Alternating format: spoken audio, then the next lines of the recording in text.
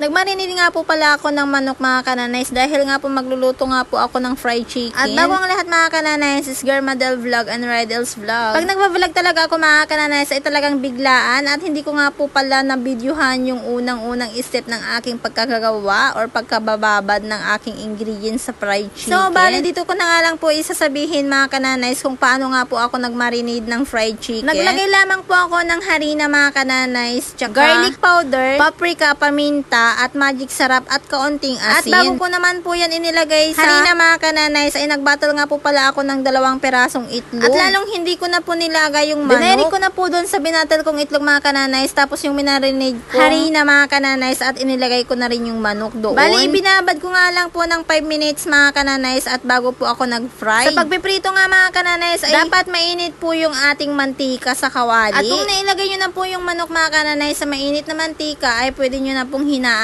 yung apoy para hindi po agad itong maluto or mabiglang maluto para naman po sa ganon maluto po lahat hanggang sa loob. Nung Sunday nga po namin nabili ito mga kananays kung naaalala nyo nung nagsimba po kami. At nagsabi nga po ako sa asawa ko na bibigyan nga po kami ng pang Jollibee naming 3 at para doon na rin po kami kakain ng tanghalian. Kaso nga lang mga kananays iniisip ko yung 500 po na ibibigay sa amin ng asawa ko para sa pang Jollibee po naming 3 ay ibibili ko na nga lang po ng 1 kilong manok mas marami pa. Kasi yung 500 mga kananays ay baka bitin nga po yun sa amin. Kaya inisip ko na nga lang po na mamalengke na nga lang po kami at dito na nga lang po ako sa bahay magluto ng fried chicken. Nung sinabi ko na nga sa asawa ko mga kananays na ipalingki ko na nga lang po yung 500 pesos ay dinagdagan pa nga niya ng 500 pesos. Ay wow naman for the go. At ito na nga yung naluto ko mga kananays at ito rin yung mga request ng aking mga anak at dahil nga rin po nagki-cravings din po ako ng fried chicken. Nung nakaluto na nga po pala ako ng 4 na peraso mga kananays ay nauna na nga po akong tumikim dahil nga po natatakam na po talaga ako. Una ko nga pong kinain ay yung balat ng manok at napaka-crispy. At napakalinamnam po yung nilagay kong ingredients ng aking fried chicken. Pero wag po kayong mag-expect mga kananays na yung minarinade kong fried chicken ay katulad din po doon sa Jollibee. Syempre mas masarap po yung marinade doon sa Jollibee. Pero itong ginawa ko mga kananays ay saktong-sakto lang yung lasa at napaka-crispy naman ito. Hindi nga ako nakontento mga kananays dahil nga po wala po akong sausawan or sauce mga kananays kaya naglagay na nga po ako ng Mang Tomas. Titikman ko nga po kung masarap lalo na pag may Mang Tomas. Hindi ko nga magamit yung tinidor ko mga kananays dahil nga po natusok ko yung buto ng manok kaya ayan kinamay ko na nga at kinagat. Kaya sa mga oras na yan mga kananays ay talagang nagugutom na ako dahil nga po ang breakfast ko nga kaninang umaga mga kananays 1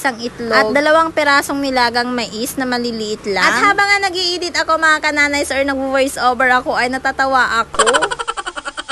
Dahil yung itsura ko talaga mga kananays ay gutom na gutom na. Bali sinundo ko na nga po yung mga anak ko sa school mga kananays dahil nga po hindi na po talaga ako makapaghintay.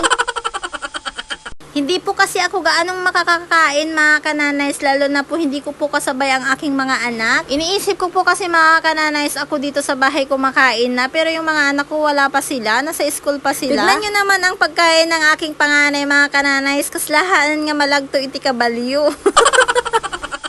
Tinanong ko nga muna siya mga kananays kung mauubos niya nga yung pagkain niya or yung rice niya. Ang sabi niya, oo daw, kaya hinayaan ko na nga lang siya. At naglagay na nga rin siya dyan ng chicken oil. Sasarapan po kasi siya mga kananays pag fried chicken ang kanyang ulam. Tapos naglalagay po siya ng chicken oil sa kanyang kanin. Ganyan po karami ang kanilang kinakain mga kananays. Samantalang ako ang aking pagkain or rice ay kunti lang. At hanggang dito na lamang po ang aking video mga kananays. Maraming salamat po sa walang sawang panunood. Thank you for watching.